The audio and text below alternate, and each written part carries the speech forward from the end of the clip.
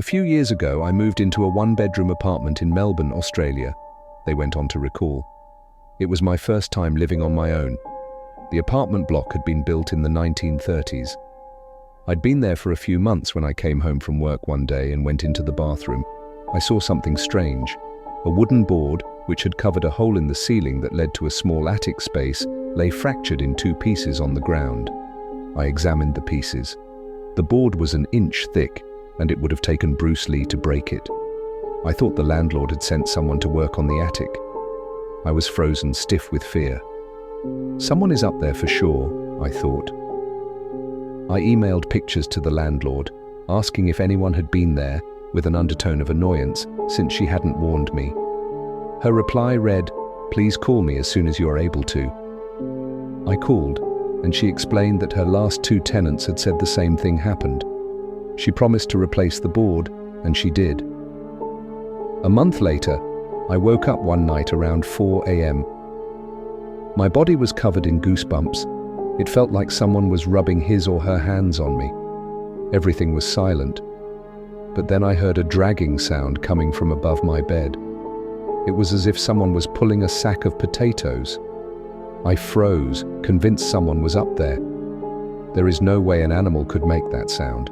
After 5 minutes, I worked up the courage to turn on the light, armed myself with a cricket bat, and walked to the bathroom. That's when I saw that the new board covering the hole was broken in two. I felt sick. The dragging sound had stopped, but I heard something else. Whispering. The sound was clear and coming from the attic. It sounded like children's voices, and I could hear one sentence repeated over and over. "It's your turn. It's your turn." I switched on every light in the apartment to make things feel normal.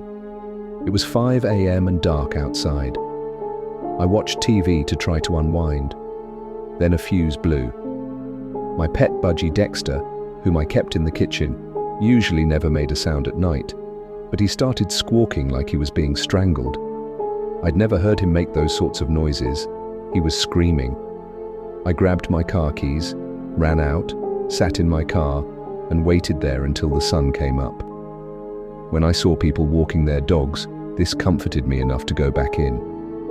The front door was open, but I figured I might have forgotten to close it when I ran out.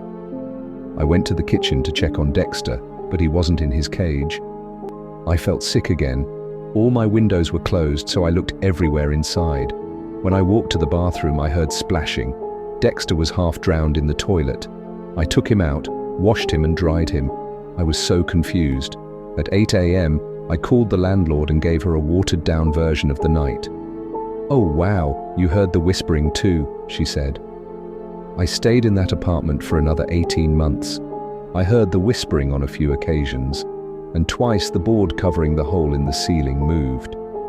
Although I live elsewhere now, the landlord recently called. She said that her new tenants had begged to speak with me about some of the stuff that's been going on there. Forget it, it's their problem now.